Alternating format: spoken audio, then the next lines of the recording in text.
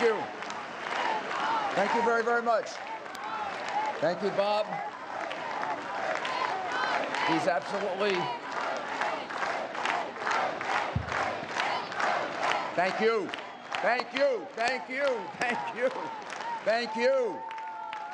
It really is thank you, and particularly to the people who live here in Ashraf. These are the people that when history is written about this tragic part of Iranian history, these are the people who will be the freedom fighters who delivered your people from bondage and oppression with your blood, your tears, your lives, your consciences.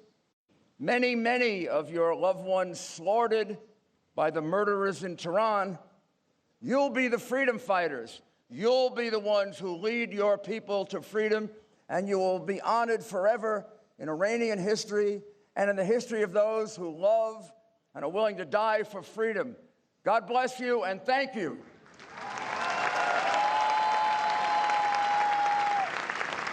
This organization has grown and grown and grown, and I feel in this room today a kind of optimism that I don't remember feeling before when we were in Paris. I feel an optimism, maybe because you've done a miracle here in Ashraf. If we were to build this in New York City, it would take 15 years and 14 corruption investigations. You built it in a few months. I was here a year and a half ago. This wasn't here. The great building across the way wasn't here. The beautiful lodge that you have. You've even had a room for me. And of course, all of this is possible because of the leadership of Meriem Rejui, a truly exceptional leader.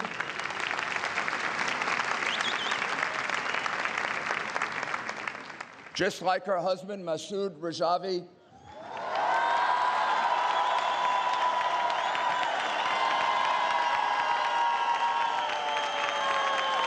who began this movement in one very brave act. He refused to swear allegiance to the supreme leader, Khomeini, to his face. He said, "No, I will not swear allegiance to you. I will not deliver my nation to a tyrant." Posing as a religious leader. What sacrilege, a religious leader, a murderer, with hundreds of thousands of people who he's murdered, their blood on his hands, and invoking religion. My goodness, aren't we now at the point in history when we can all stand up and say, no more murders, no more crimes, no more oppression. You have to go. So I'm here to say three things. First, I accuse them. I accuse the Ayatollah and Rouhani and all of their sycophants and followers. I accuse them of murder. Not just murder, mass murder, crimes against humanity. How can we tolerate this and look at ourselves in the mirror? How can we live with this? 40 years of mass murder, 40 years of crimes against humanity, and our nations are supposed to stand for freedom and democracy and decency? We should be embarrassed for our countries if they haven't stood up against this. There's no middle ground here. These people have killed at least 120,000 members and associates of this great organization. 120,000 at least. You see the book. You go through the wonderful exhibit that they have, the sad, tragic, but heroic exhibit they have of the martyrs to freedom. Well, that's a nice way of saying it, but these people were slaughtered. Look at the photograph of the people in the infirmary being treated for illness. Slaughtered just a few years ago. Killed, 51 of them. Of the last 100 people who stayed at Ashraf, they tried to wipe them all out. They came in one day with machine guns, and they killed 51 people in one day. In 1988, in 2 months, they slaughtered 30,000 people. These are not numbers. These are human lives. Where's our decency? When we don't stand up against this, when we just listen to this and watch it on the evening news, and it doesn't get us angry, it doesn't get us upset, it doesn't get us so angry that we're willing to act. So there are 3 things that we have to do. Number 1, we have to get the governments of Europe to stand up, to wake up, to reclaim their dignity and their honor. How? How can the leaders of those countries turn their back on mass murder? How can they do it and live with themselves? It's time to end that shameful disregard. There's no statute of limitations on murder. There's no ability to say, oh, it was only, it was 30 years ago that we killed 20,000 people.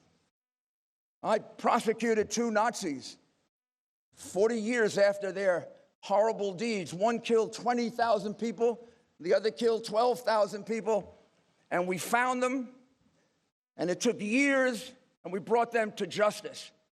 We brought them to the penalty they deserved, which in their case was death.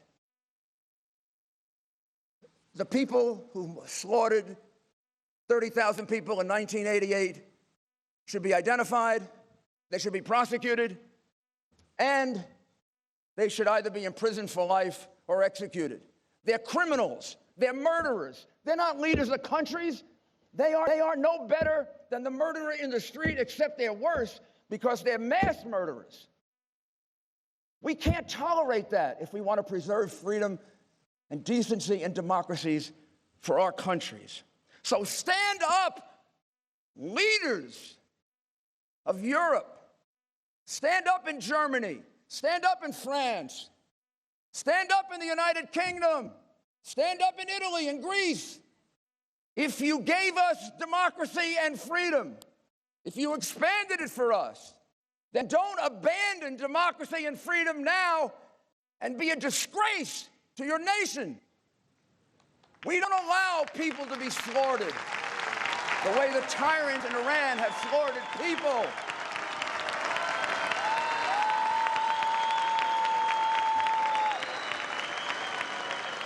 Well, I say to the leaders of Europe, you can be liberators too. You can go down in history as fighters for freedom.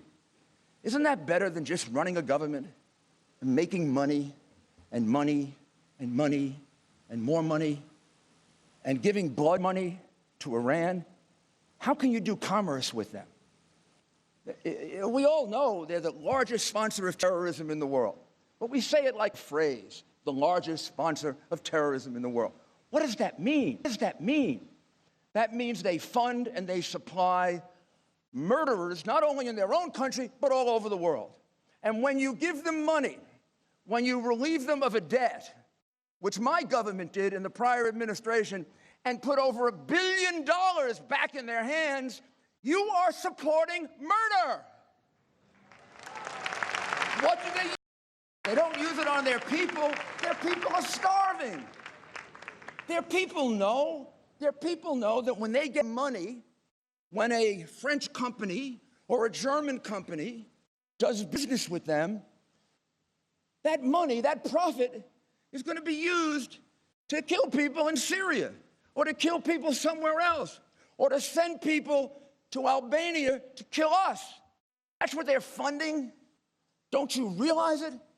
Are you so blind that you don't realize you are funding murderers? That makes you complicit in murder. We don't allow people to fund murderers. When we're free, we'll tell you how many people who funded the mafia we put in jail and took away their money and took away their businesses. They weren't the murderers. They just funded it and profited from it. Well, wake up. When you buy oil from Iran, you are funding murder. Face it and stop it. Number two, let's make it clear, if we have to sit over and over again and prove it, there is an alternative to this horrible regime of terror. This isn't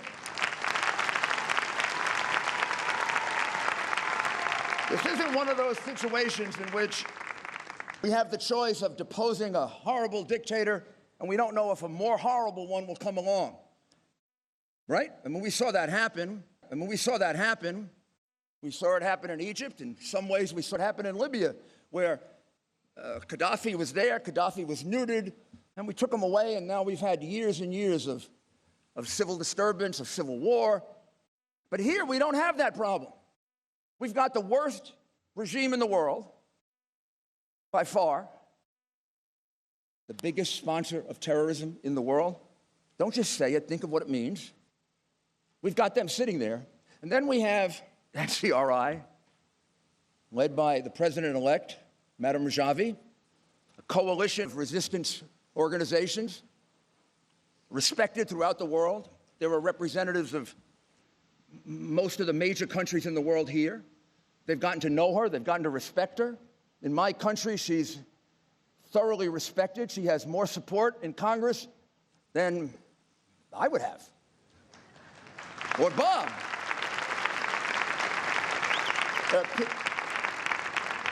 There are people on our list that wouldn't even talk to me. A couple that wouldn't talk to him. But she brings them together. She's got support in all the countries I mentioned and a lot more. You don't usually have that in a situation like this. We usually have to do it blind. We have to say, and I think in the case of Iran, you would do it. These people are so bad. How could it be worse? How could it be worse than 30,000 murders in 2 months?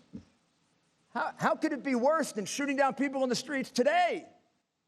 This isn't a history. It's going on now. They're killing people now. Maybe they're killing somebody right now.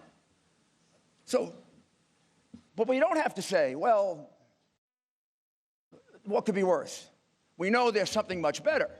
We know there's a group of people who have been fighting for freedom all their lives, who have lost the closest people to them in the fight for freedom, who are dedicated to it. Oh, by the way, this is what they call a cult. Being dedicated to freedom, dedicating your life to free your people. Well, now you're a member of a cult. Well, maybe they don't recognize anymore because they've become so cynical and so greedy. Maybe they don't recognize idealism and decency and honor anymore. The people here at Ashraf, let's make it clear. We spent a lot of time with them the other night. These are people who are dedicated to freedom. And if you think that's a cult, then there's something wrong with you.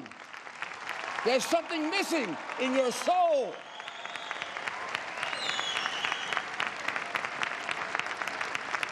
But we know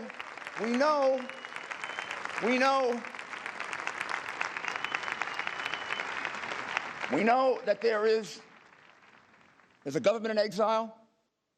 It negotiates with the whole world, and it's written down, plain as it can be, what it stands for. And it looks just like our Bill of Rights, just like the Universal Declarations of Freedom and Decency and Human Rights enshrined in the great documents of the world. Free elections. Within 6 months is the promise. And I believe it'll be fulfilled. They built this place in like 3 months. They can do that in 6 months. I mean, they're miracle workers. Therefore, gender equality, therefore, human rights, therefore, a system of law, therefore, we don't imprison someone unless they have a fair trial. This is a decent organization. This is a good organization, and it's an organization that is ready, willing, and able not to take over Iran, but to guide Iran to elections as quickly as possible. This is a group that we can support. It's a group that we should stop maligning, and it's a group that should make us comfortable having regime change in the worst regime in the world. Last thing, what can you do? When people hear about things like this, they say to themselves, what can I do? I'm just one person. Here's what you can do. You can be a witness, like in the biblical sense of a witness. you know something that a lot of people don't know. You know really how bad it is in Iran. You know about the murders, and you know about the continuing murders. And you know about MEK. And you know about Madame Rejui. And you know the truth, not the lies, the cult. They don't have support in Iran.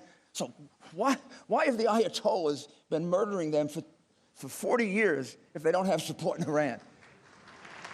There'd be a lot better people for them to murder.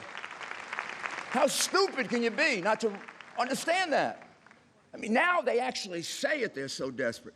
The Ayatollah, Rouhani, have said that this organization is the only one that's really a danger to them. Well, we should recognize that. We understand that. So you can be a witness to that. You can write, you can speak, you can organize. Be a part of it. You know, sometimes there are big questions that determine the rest of your life to get presented to you. You know, you see a man maybe being beaten in the street. Do you walk away, or do you step in and try to protect the man or the woman? And I know I've done that occasionally, and boy, do I feel proud of myself when I don't walk away. I don't know how I would feel if I did. Well, when you face, you now have a responsibility because of your knowledge. You know about the atrocities, the crimes against humanity being committed by this regime. Don't be euphemistic about it. Don't hide your eyes. You are being asked to do something. Well, you can turn your back, like the leadership in Europe has done, hopefully no more. You can always redeem yourself. You can always change it. You can always offer new leadership. But you shouldn't turn your back. You've got to go, and you've got to spread the word however you can. You've got to get the leaders of your country to stand up so you can all be proud of your country and its heritage. You've got to get your family members to stand up. And when you see the lies about us, stand up. I get attacked, and my colleagues who will be here in a moment get attacked all the time in America. Oh, terrible things about us, why we're doing this. We're doing it really very simply because we love freedom, and we can't turn our back on people who are being treated this way. And we can't turn our back on a situation that could be catastrophic for them and catastrophic for the world. But they ascribe all kinds of terrible motives. You know what I say to them? Keep doing it. Keep doing it. I wear it as a badge of honor. I support freedom. You support oppression. I support democracy. You support a dictatorship. I support decent people who share the values of decent governments, and you support mass murderers. Now, who's right and who's wrong? So keep criticizing and keep doing what you're doing, but I know and I feel, as I told you, as I conclude, optimism in this room, and I know why there's optimism in this room, because you know what I know. We're going to be in Tehran much sooner than all those cynics believe. We're going to have a celebration there much sooner than they believe. You know why? Jose! Jose! Jose! Jose! Jose! Jose! We're ready! Get out of our way! God bless you. Thank you.